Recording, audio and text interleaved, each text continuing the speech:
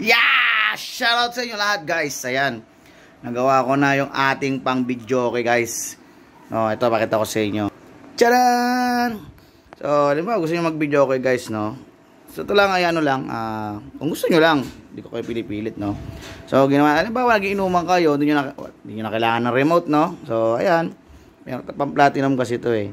So, testingin natin guys, no? Pinutin natin.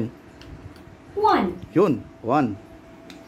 2, 3, 4, 5, 6, 7, 8, 9, 0,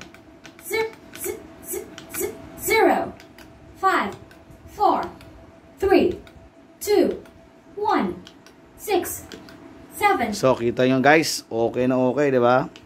9, 9. Play.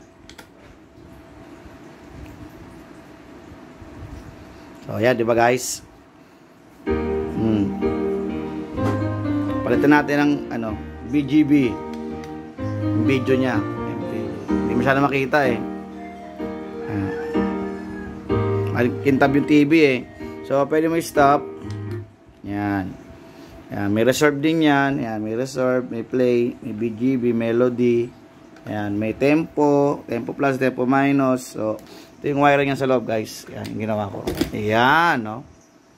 So, ayun yung controller niya nasa loob. May battery dyan. 3.5 volts ay yung ano niya. PCB board niya. So, napakadali lang naman gawin guys. Basta sundan. Bali, sa umpisa nahirapan ako. O, totoo yan. Kasi, unang-una, kinapa ko pa yung board. Kasi walang diagram, no? Wala kasing diagram yung board. So, syempre, ang ginawa ko, one by one ako nagtitracing. Halimbawa, sa PCB kasi merong numbering yan from 1 to 6 and then 14 to 24.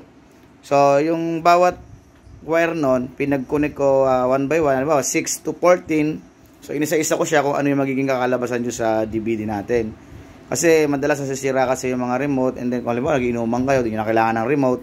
So, parang nag-videoke ka na rin. Gusto ko kasi, gagawa kasi ako ng portable videoke na yung madaling buhatin, hindi yung sobrang bigat, 3 pa kayo magbubot ng isang videoke, no? So dito, sa ginawa ko na to, individual guys yan. So pwedeng ipapatong nyo na lang player dun sa ibabaw ng gagawin kong videoke, and then speaker nasa labas na lang.